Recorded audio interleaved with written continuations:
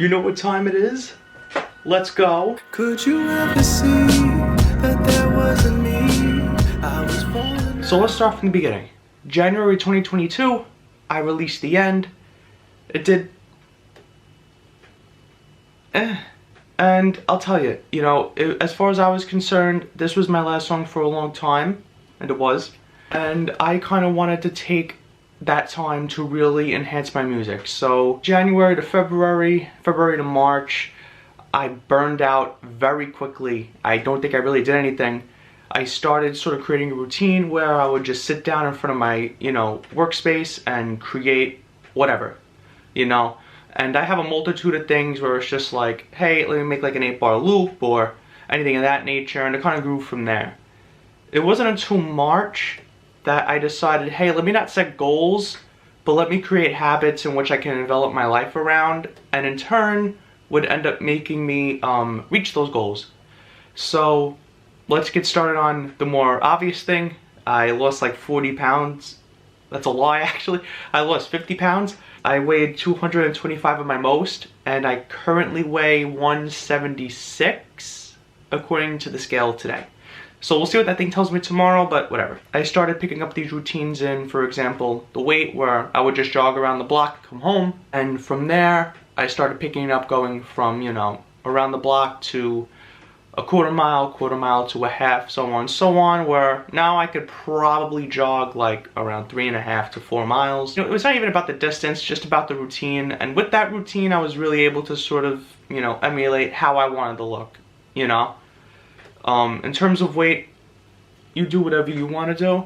In terms of my own comfortability with my body and how I kind of wanted to view myself in the mirror, that was my best route. And the other pillar, it was my music. So like I said, I was doing my routines with the music. I was kind of able to start bringing together songs.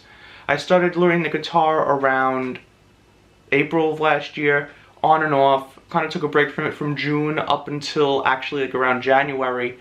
And that's normal, where you'll start a routine, it'll fall through, and then you'll pick it up later on with that knowledge, Whatever I've done, I did it in the best way possible. I have no regrets. Anyways, all my music slowly started coming together, and Never Dream, which is my new song, by the way, 100 streams on Spotify, over actually, and a bunch of other really cool accolades, which I honestly didn't think, considering I've been gone for so long, over a year. I was happy to sort of see all that come to be. But Never Dream was a song that I considered to be the contrast between the last time you saw me and the time you saw me now.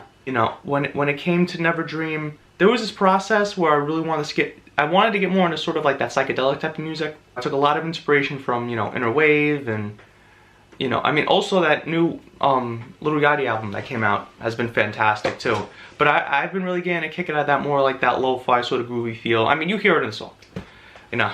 Go listen to it. So, essentially that song has been doing really good for me.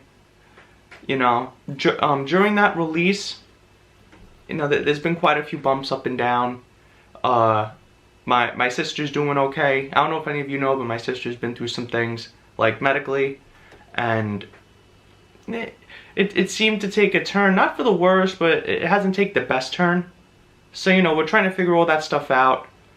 And, I mean, I don't mean to be so cryptic about it. It's not because I'm being cryptic, it's just because it's just one of those things where you talk about it and you kind of feel it like right here in your chest.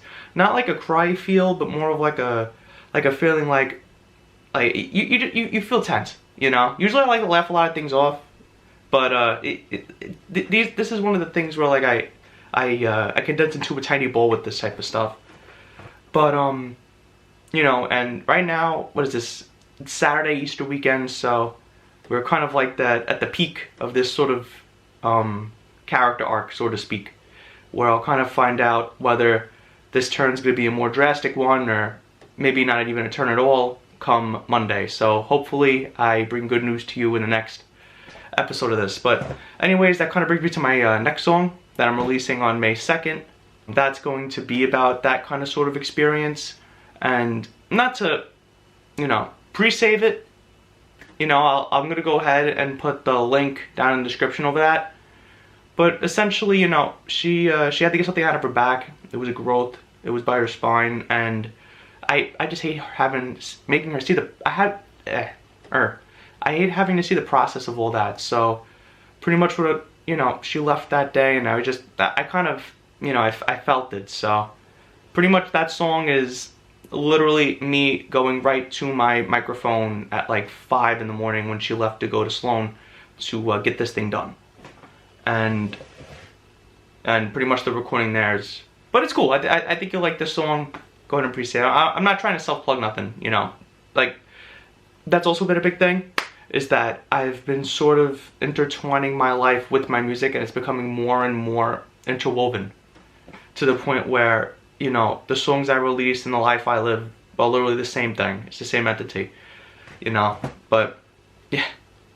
So pretty much before I go, 2 things. One, making Never Dream has been, I mean, just honestly, not even making it. Making it was an experience of its own, because I use a lot of different elements, such as, like, I'm not even talking about instruments, elements like emotional elements, and just elements in sort of my creative process that I discovered, just really just going for it rather than just kind of picking things out of a tree, so to speak, where, you know, instead of picking from the palette I had, I tried to really mix and make new colors out of scratch. And I think you hear that more in the song versus my other music.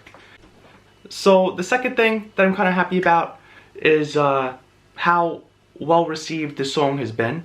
Like, I didn't expect myself to wake up one day and be like, wow, I have 50 monthly listeners in this first song.